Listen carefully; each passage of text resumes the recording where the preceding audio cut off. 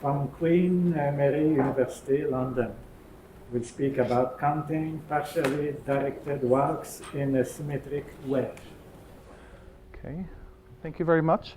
Not sure if I should say much about Pierre Leroux, except that it really caught me as a very big shock.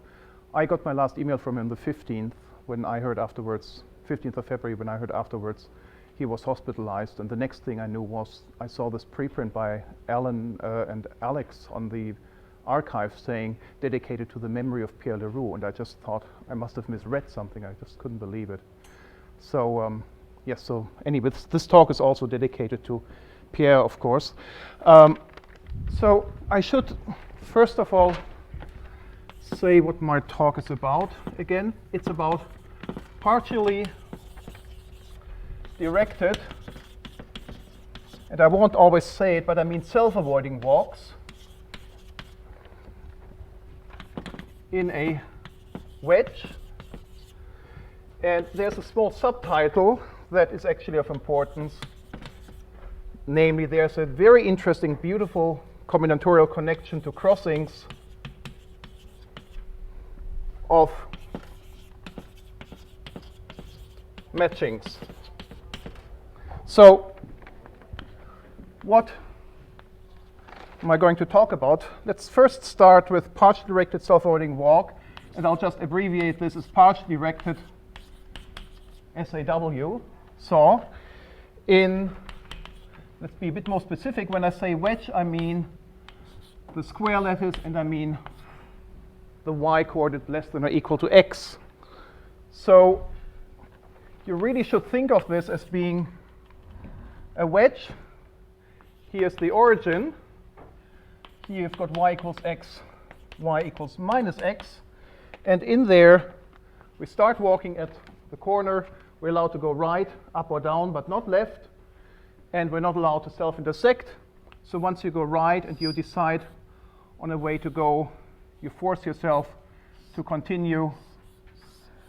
And eventually, you might end up back at the lower wedge again. So if this has a horizontal extent n, you would be at the point n minus n down here. So a couple of things I need to quantify. The number of up steps, I would call m. So what are those here? So those are just these steps here. The number of right steps, let's call those n.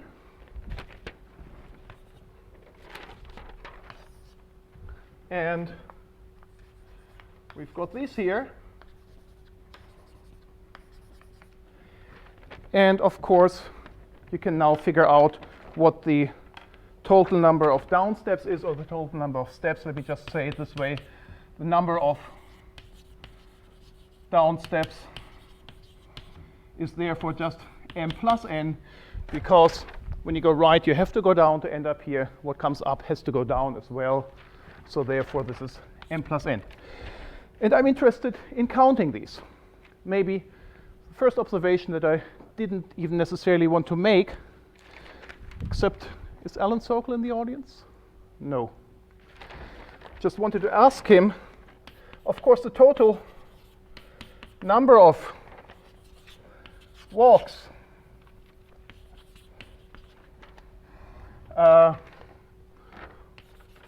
for n fixed is nothing else. I mean, you see this here. The first one you know where to place. The next one you have 3 positions, 5 positions, and so forth. So the total number of walks is 2n minus 1. And I just wanted to know how you pronounce the double factorial. If you have to shout even louder than for the factorial. n! Or something like that. 2n minus 1. Certainly half. Double factorial is weaker than. It's weaker, yes, but come on, there's 2 exclamation marks here. So it's got to be more, right? So this is what I'm interested in. And just so that you can puzzle a little bit about these things, I've just sort of randomly chosen particular configurations. These are all partially directed self-loading walks in the wedge with 4 horizontal steps and 2 up steps.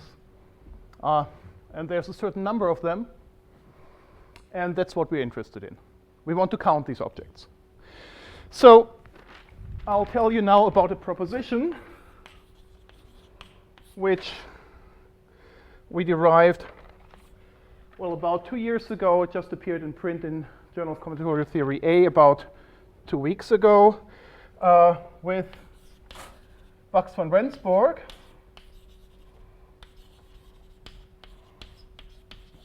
and Regnitzer and myself. And let me just say what it is. So let CNM be the number of walks with, okay, I guess I don't have to be quite as specific. The notes will be on the web so you can read the details. So I mean the walks starting at the origin, ending down here with n horizontal steps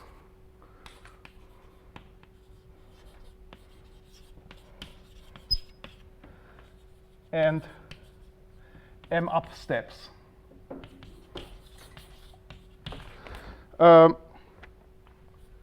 And I want to count, with the generating function, and I'm taking the ordinary generating function g of xy, which is now equal to just the sum over CNM, x for the horizontal steps, y to the vertical steps, up steps, so we can remember this a bit better. And I sum over all non-negative n and m here. And then it turns out that with quite a bit of overkill in method, which I might talk a little bit about in a moment, this generating function is given by a particular formula. And this formula looks tantalizingly combinatorial. G of xy is equal to, there will be a function c of a parameter x divided by 1 minus y. I'll tell you in a moment what c is, times the sum k from 0 to infinity. Now it gets fun. There's some alternation here. There's a quadratic power, y to the k plus 1 choose 2. And moreover, there is the same function again, but now we subtract the constant term and raise it to the kth power, where c of t is just the Catalan generating functions of 1 plus t, c squared of t. And you can write this either with the algebraic expression or I think this is enough, is the Catalan generating function. You know what I'm talking about, I'm sure. So you have to pick the right branch, of course. So the proof of this was for us rather, well, pretty from the outset, rather messy and technical in the detail. The proof goes by a functional equation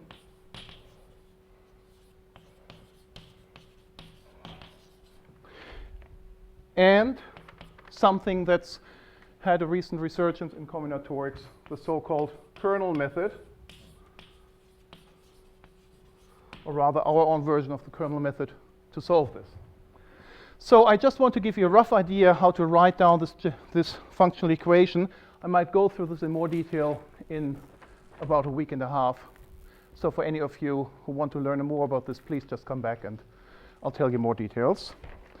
So the idea is really, well, you have to be a bit more specific now. We can't just count those configurations. We actually now have to count configurations in a wedge. And I don't really care about what happened at the beginning, but then now I want to let the walk end with a horizontal step anywhere. So I'm just going to say this is going to be distance NA from the bottom and MB from the top. And then the kernel. How do you measure it? it measured on the... It's just the vertical. No, I know, but where exactly? Is it to the left? It goes from this position down here. Yeah, so if you've got n steps, then NA plus NB is equal to 2n. And the moment you introduce all these parameters, you do get some redundancy in there. But never mind, let's just see what this does for us. So I'm getting a new generating function. And I'm really not interested, and that's the strange thing with this method, I'm interested in the x and y's at the end. But what really happens is that I add two more variables, a, b, and then I drop the x and y's. So the functional equation will be active in these variables. But let me just tell you what these variables are if you haven't guessed it yet. Now I've got configurations, again, n horizontal steps, m up steps. And now I encode the distance from top and bottom with NA and NB. And I sum again over x to the n, y to the m. And now I've got the other weights, a to the n sub a, b to the n sub b. So this is the set of objects that I'm looking at. And now the idea is as follows. You just say that such an object like this, and then, okay, so I'm also including in this the empty walk. So this is either the empty walk, or it's this object where I continue up by a certain number of steps.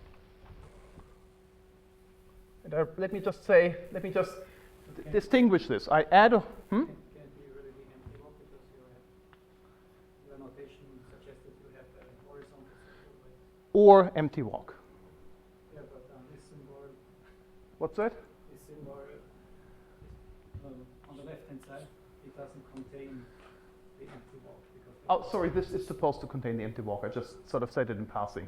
So there, think of the empty walk in here. Yeah? So, or if you really, no, I do want this. So this does contain the empty walk.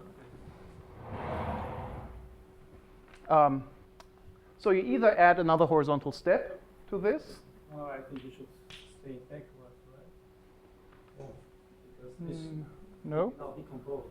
I decompose. No, the left-hand side will be decomposed. So you Yes. cannot say you add a step, but the step before is a horizontal step. On the left of the figure, you have something Yes. that ends with a horizontal step. Right. So this symbol can be nothing. The symbol. No, I understand. But now you have to decompose this. Yes, I'm decomposing this. Right. Yes. You must say before this last horizontal step, I could have had. Right. So either there was no horizontal step, or before the last horizontal step, I could have had this. Yeah, I think of this some of the other way around, but because I'm going to do something in a moment where it's. Then we should start with the right Yeah. side and go through that. All right. So then I add steps up, where this should be non-zero, this length, or I add steps down. So if I didn't have a boundary, this would be all. But now I have to worry about the boundary. So now so it's not quite a decomposition in that sense. I've done overcounting here. So I really have to subtract the ones that go beyond the upper boundary. And I have to subtract the ones that go below the lower boundary. So this is where it gets non-trivial and interesting. But the nice thing is this can be translated immediately, if you have a bit of practice with this, into a generating function language.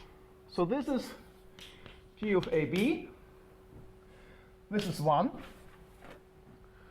So what have we got here? We've got,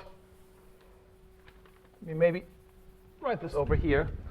So we've got g of AB is equal to 1 plus, now this is a horizontal step, but what does the horizontal step do? If I walk to the right, I increase the distance to top and bottom by 1. So I'm also getting a weight A and a weight B times g of AB. If I go several steps up, I still have this effect from the horizontal step. And I'm going up, so it's y for the vertical steps divided by 1 minus y. But if I go up, I'm increasing the distance from the bottom and decreasing the distance from the top. So I'm multiplying these steps with a and b, and this, of course, is just a geometric series summing up all possible ways of going up, times g of AB, plus the symmetric expression, b divided by a, y divided by 1 minus b divided by a, y times g again of a and b. And now, oh, this thing doesn't come up. And now I have to subtract. Now, what do I have to subtract? I have to subtract precisely those configurations when I start from here. So what does it mean? This really means, just think about how do we get the configurations that end here. That means we replace every factor b that we have here by a vertical step, and we increase the distance from the bottom correspondingly, so this becomes a times y. And to this object, I'm now adding this whole factor here. So it's a divided by b, y divided by 1 minus a divided by b, y. And here, correspondingly, minus xab, same factor, b by a y divided by 1 minus b by a y times g. And here, symmetrically, it's going to be by b. So this is the functional equation.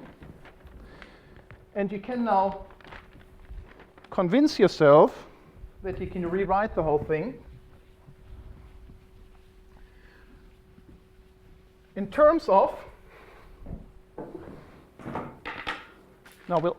so what have we got here? We've got several terms that are just g of a and b. Those are the easy ones. So we've got some factor k of ab times g of ab is equal to 1 minus, and it doesn't really matter how I want to call this now, f of ab, some factor times g of ay, plus another factor, and you see it's symmetric, so let's call this f of ba. This is also b minus, or read it with parentheses? Minus sign here. Is that? Okay. G of by b. And there's now an old trick, which I think historically is attributed to Donald Knuth from the late 60s or early 70s or something like that, which says you solve functional equations like this by letting the kernel equal to 0. And then you deal with the rest. So what does it mean, setting the kernel equal to 0? We want to solve this for general a and b. But we can't really easily solve this for general a and b, so let's just look now on a submanifold. Yeah, the kernel is here quadratic, so this really fixes b as a function of a. There's two branches. And in a nutshell, what you do now is you think now of b as a function of a. And when you have this side, left-hand side is 0, because the kernel is 0. So what you do next is you solve the right-hand side by iteration. And this works miraculously well. The main thing you need to observe is that the function b applied, b1 applied to b2 of a is actually the identity, and the other way around. So if I define an as the n-fold iterate of a, then I'm getting just a chain here, namely A0 goes to A1, goes to A2, and so forth, and coming from A-1 and so forth. So I've really just got an infinite cycle, can I say that? Here. Now it's not obvious necessarily that this is an infinite cycle. Here the structure of this kernel comes in, and there are examples known where you actually get some sort of finite cycle, and then you have to use different tricks from what we've used. But in a nutshell, this is what you do. You solve by iteration, and then, let me just say it this way, miracles happen. And you end up with a simple formula. Solving means what? Because there are many Oh, you write down the variables floating around. you write down the formal. You work in the ring of formal power series. You just iterate. I mean, there's always still this x and y still floating about that I've tried to hide from you as much as I can, and you get a formal solution which becomes an infinite sum over big products. You substitute it all in. Things telescope and collapse nicely, and at the end of the day, you're left with this formula here. There you solve for the G. So you solve for g of AB Of course, the left hand side. you solve for g of AAY. Once you have this, then you've got g of AAY. You've also got g of BYB, and then you decouple A and B. Take a general kernel, divide through, and you get your g of AB. And if you're only interested in this one here, then you can actually note what I've used here already, that the g of x and y is actually identical to just g of AAY, where I had dropped the x and y as arguments.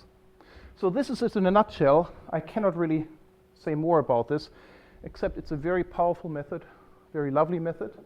Lots of applications, not just in lattice paths.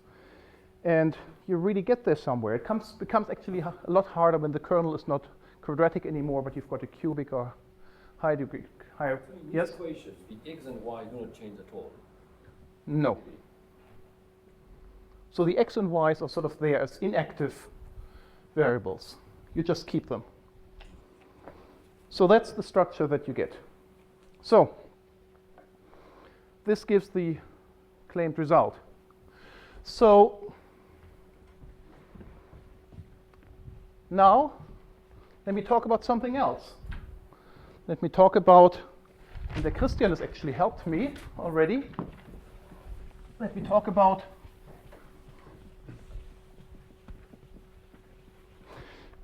nestings of matchings. Or rather, point 2 is nestings and crossings of matchings. So what's a matching? Let's just take a matching of a 2n set. So you can think of this as fixed point free involution if you want to. You can think of this as an arc diagram, and you've got n points, 1, 2, 3, etc. You go up to somewhere, and then you just connect these points at random. Yeah? So now I've got 1, 2, 3, 4, 5 arcs. So n is 5. Let's have a look at, I don't want to define these things precisely. You could do this by looking at certain inequalities between these indices here, the points that are connected by arcs. Here you've got obviously 3 crossings. Have I gotten the right color? No, doesn't matter. So I've got m equals 3 crossings. And I've also got a certain number of nestings. The nesting is really just if one arc is within another. So this arc is inside 3 other arcs. So in this case, we've also got 3 nestings. And you can do wonderful things with all of these statistics. I don't. Nesting occurs in 2 arcs one is within the other. Yes. One It's a, yeah. So there are also things called K-crossings and K-nestings, which are more complicated objects, which is not what I'm talking about. So I'm just thinking about very simple nestings, also sometimes called one nestings by the conoscenti. So, and let me just tell you a little fact, which I won't even write down so right now because it's not obvious at this point. The statistics on crossings and nestings on these matchings is in fact symmetric, which is a very nice fact. And I don't think there's a direct combinatorial proof that stays within the matchings completely. No, I think there is. Yeah, there is. There is? Yeah. Yeah, okay, I'd like to learn about this one. So I know the one that goes to dict paths, which is, That's the same. well, yeah, but can you actually see it directly with matchings without leaving the matchings? Okay, good. So, all right, so here you go. Here you've got a matching on with 4 arcs and 2 crossings. And you might already realize there's the same number of diagrams left and right. So now you can start puzzling what these things have to do with each other. Let me just tell you something else, some old, very beautiful formula. And I think I might just continue here.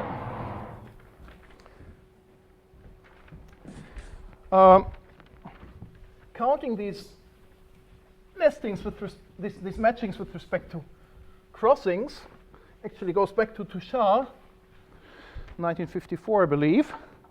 And there's a lovely little proposition which is called the Touchard Riordan formula. And this goes as such. Let M sub nm be the number of matchings of a to n set. So I mean ordered to n set really, with m crossings. Then, now I'll give it to you differently because this is really a very beautiful formula that you can find in the literature. You sum over just the m's and leave the n open. So you really just do a partial summation. Let me take a q here. And this is 1 on 1 minus q to the n times the sum k from minus n to n. Minus 1 to the k, q to the k plus 1 choose 2, 2n choose n plus k. So this is the Touchard formula. From this, it's not at all obvious, first of all, that this is a polynomial. Don't think there's an easy way to see that this factor here actually cancels out. But it's highly symmetric, looks really beautiful to me. And so I should have told you a little bit of the story behind this now. We'd done this whole thing here in 2006 and early 2007. I was talking to Philippe Flageolet when he came to Oxford. And I told him, we've got this weird generating function, it's definitely not definite, it looks a bit like a theta function. And it looks so combinatorial in content. There's Catalan numbers appearing, powers, alternation, all that. We've been trying to understand it, but we couldn't. And he said, oh, this just looks like very similar to this. That's what he told me. So I looked at, I think, his paper with Mark Noy, just to pick up the formulas and all that, because the old ones were a bit hard to get. And in fact, after staring at this for a while and looking at this a bit more detail, we came up with a little theorem, namely that CNM is equal to M NM. So we've in fact been counting one and the same thing. Proof is just, at this point, well, either way, take this, sum it up, get that, or just expand this and find that it's exactly the same. So, very beautiful, very surprising, and in fact, in my opinion, this really cries out for a direct bijective proof. Now, I'm not a bijective combinatorialist. There are people in the audience here who do this stuff for a living. Still, I tried, but I gave up after too many months of not getting anywhere. So then, in how much time have I got? Till 3 o'clock? 12 minutes. A bit later? 15. Okay. So then, Andrew Regnitzer went to the FP Psych in China last year and advertised this as an open problem. And I think quite a few people sort of got caught on, and I got emails about this as well. And somebody from Australia actually sent me an email. Have you heard about this problem? This is really interesting. I heard it from so and so and so and so and so and so. And I thought, yes, it's my problem.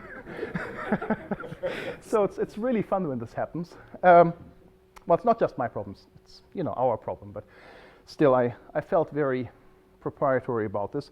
And then I saw this wonderful paper on the archive by Martin Roubaix. Am I pronouncing his name right? Yeah. Roubaix, who managed to crack this or write up a proof of this, a bijective proof, in December. And just about 2 weeks ago, I saw another preprint by Svetlana Poznanovic from March 28th or 29th, who also gave a bijective proof of this. And these bijective proofs are different. They don't produce the same mapping. So by now the problem is cracked. I mean, in some sense, we've cracked it, but we haven't quite been able to explain this coincidence. And why is this so? Because our method that I sketched a little bit with these functional equations, while very powerful, useful and beautiful, was out of a different universe from what Tushar and Riordan and Penaud and others have done. And I just couldn't for the life of me see the connection between these things, between the individual methods of actually arriving at the counting formula. So now that there's a nice connection, maybe there's a way of even translating these functional equations over into the other world, even though that's not that obvious to me either. So this is what I really want to say. Now there's really lots of beautiful mathematics in here, and I just want to give you a little bit of the flavor of the sort of things you can do here. So it's possibly not quite as interesting to those that know it well, so please accept my apologies for this, but I think the rest of you, especially if you haven't seen these things, might actually still learn a little bit from this. So I'm going to say a little bit about the Martin Roubaix proof, and for that I actually need now something else, namely topic number 3, which is the one thing that gives a nice bridge between these two worlds, which is weighted dict paths.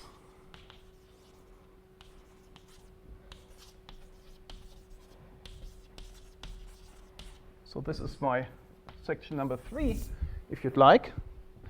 And here I want to be a bit more specific because I actually want to use this particular dict path. So what do I have? I've got a certain number of up steps. Well, we've seen the dict path in previous talks, so I don't have to explain this too much. But I actually want to now introduce the local height of a dict path. And so the first step for me is at level 0, at height 0. So if I'm going up 3 steps, 1 down, 2 steps up, 1 down, 1 down, 1 up, 3 steps down. There's no reason why this should be symmetric, pure coincidence. So let's add something else to it. So that's a dict path. And now I'm doing the following. I'm assigning a weight between 0 and the height, h, on every down step. So the height here goes 0, 1, 2, and I've only got the picture up to height 3. And I've also got the complementary weight,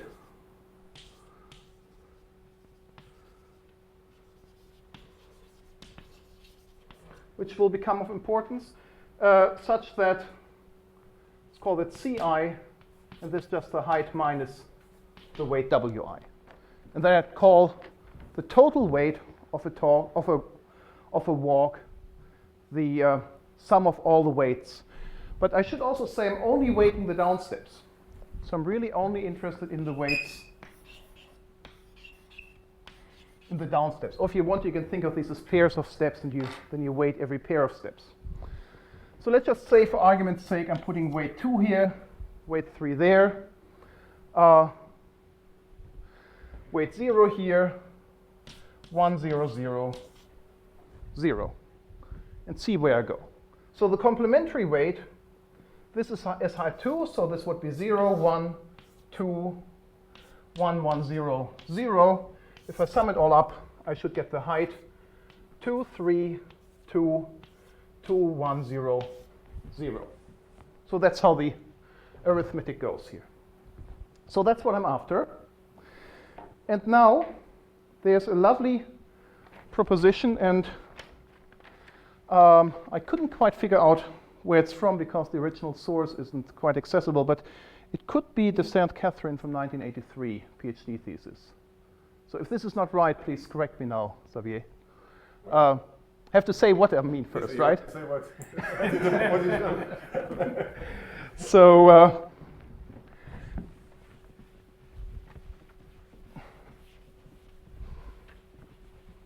So what I want to say here is now proposition 4, which is the St. Catherine that matchings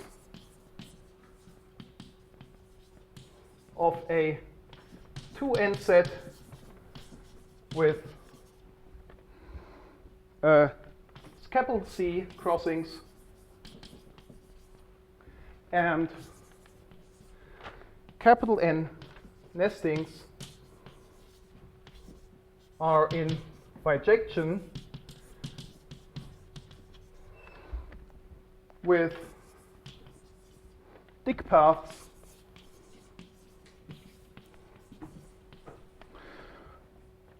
with n down steps,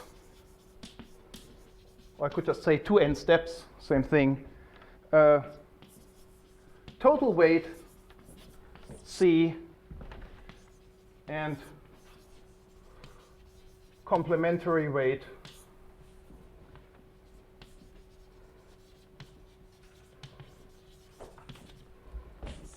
N. And once you have this, then the comment I made before, that the statistics on crossing and matchings is symmetric. So you ask a question, maybe I can... Oh, no, you can say it, yes. So maybe, I don't know, maybe it was the first time it was explicitly written, but it was known before. It was present in two sharp Jordan and Yes, it was. But the bijection, it was into the bijection between... maybe Jordan. It was I don't think so. Okay. The bijection between weighted paths and... All right, so I'm waiting for an email that gives me the precise page number in the paper, so I can look it up. So if any of you know where it is, I'd just like to see it. It sort of seems to be almost folklore. Paper in discrete math in 1980. Fractions. Quantum fraction, and it was...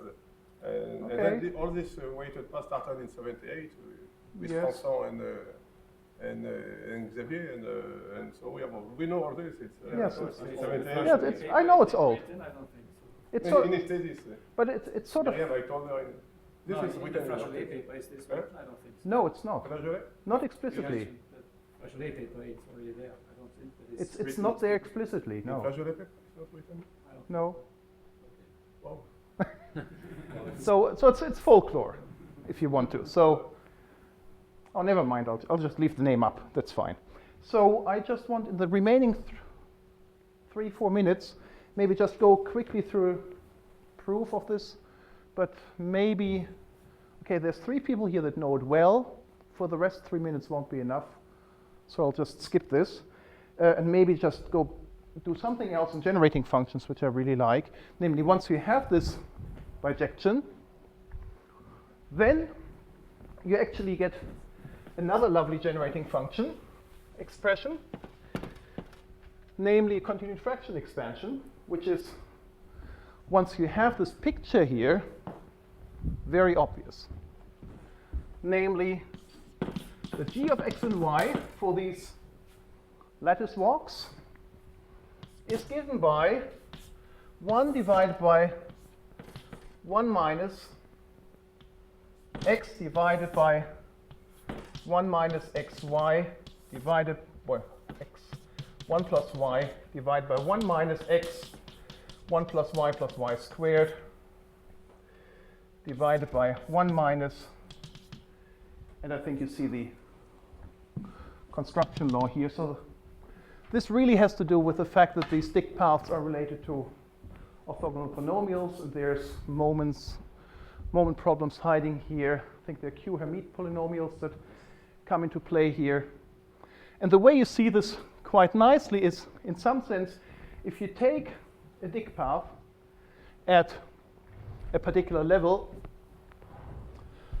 so now I don't start at height 0, but I look at the generating function for a dict path at a particular height. So if I now say I start at height h,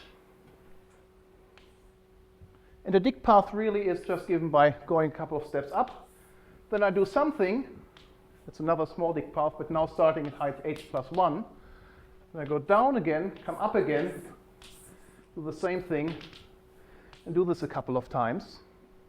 Then I can encode this. I mean, this is basically just a necklace argument.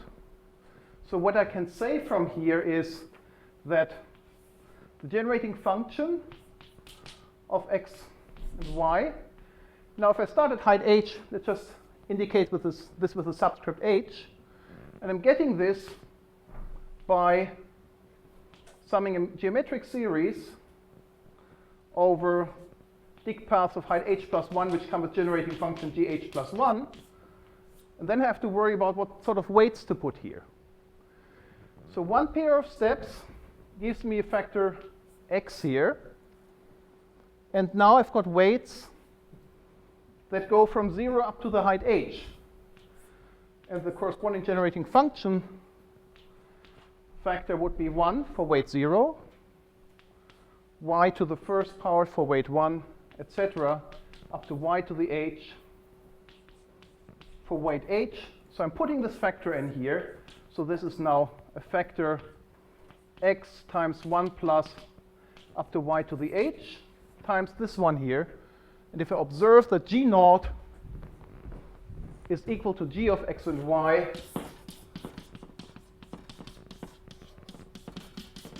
and I iterate, then I end up with precisely this structure here.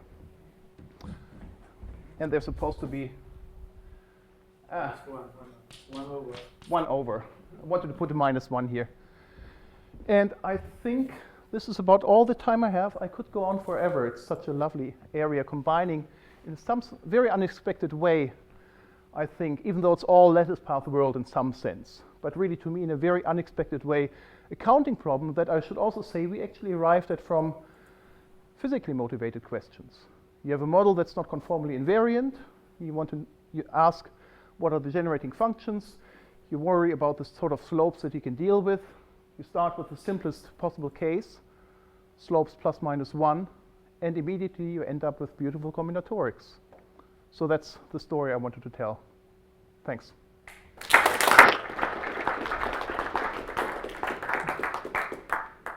Other questions or comments?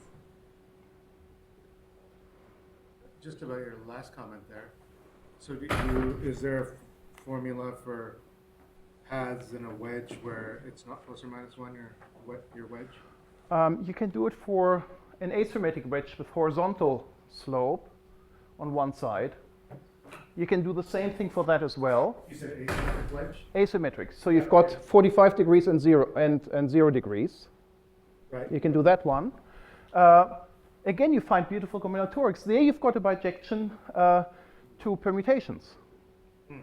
So again, maybe not as surprising. And again, a continued fraction expansion and things like that. So very much the same sort of thing. Now, the moment the slope becomes different, we actually don't quite know what to do. The problem is really in the fact that this kernel that we've dealt with was quadratic. So for every A, you've got precisely 2 B's, and the group generated under iterations you understand very well. Now, the moment the kernel has a higher power, it's cubic or whatever, you get, and we've tried to look at these things, but not with very much success, you get actually different routes that you could theoretically follow. So the group you generate is a lot harder to understand. You don't get closed form solutions anymore, and it becomes quite a mess. So we don't quite know what happens there. Asymptotic results. We do get asymptotic results, so you can push it a little bit, and we've got a slightly artificial example with a quartic kernel where you still can do nice things. But in general, I think that's a wide open problem. It's already hard in some sense when you just look at the semi-restricted problem. So you don't have a wedge, but you have one diagonal, and you look at the walks above the diagonal. Even then, it's hard when you have no integer but a rational slope. What about, but what about if you, so you said that it does get a lot more complicated if you have integer slopes there. A symmetric wedge, but with integer slopes. Yes. Yeah.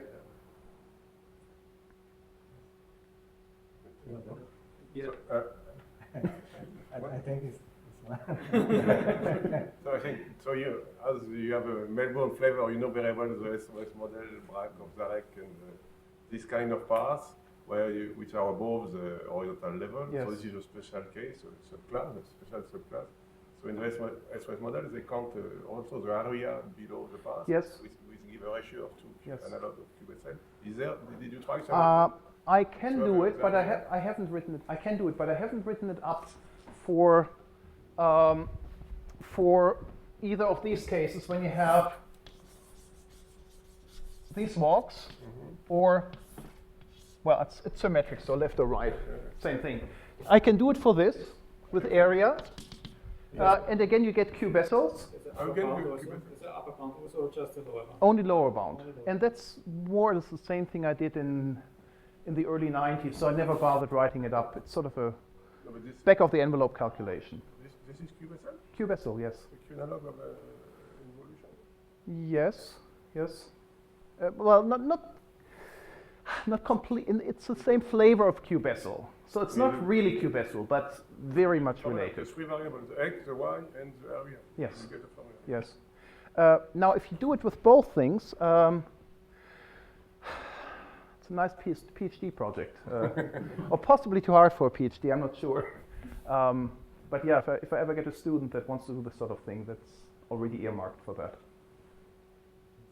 Yeah, sort of as from a physical point of view, I'm always interested in exponents and things. And Yes. you know how if it takes n steps before it gets back to the lower boundary, you know how far away from the axis it is, or have some singularities. Yes. So what you get this. So essentially, okay. So if you're interested in the counting problem, set x and y equal to t. So you just count the number of steps. Okay. So then you have a singularity structure. Now here you've got a t to the n squared hiding. So this gives you a natural boundary on the unit circle. So it's very much not the sort of thing that you normally would expect. So you have a generating function with a natural boundary. But then why should the number of steps be? And you've got an algebraic singularity with square roots in here, coming from the Catalans. And that's the one that dominates the asymptotic behavior, of course. We've looked at the asymptotic behavior in detail. I can show you the references afterwards. Okay, all right, so I see. So it's not t to the n. That would be very strange. And you can compute, I mean, you get very complicated amplitudes here. Yeah. But in general, it's, I mean, you know, as far as universality is concerned and all that, it's really just, I think, growth rate of the unrestricted problem. And we've even got proofs by now that no matter how narrow the wedge becomes, as long as it's at a finite angle, you don't shift the singularity and you don't shift the power law, you don't change the power law correction either. So everything else happens further away. And I think you've got something else here as well, but at a further distance than the leading singularity. Yeah. So anyway, so it's totally different from the Johansson problem where you don't have this choice of how far to go down. You just make steps of unit length, one or the other. That's, Yeah. Yeah. Yeah, it's different. Mm. Move on. Okay, thanks again. Okay. Thank you.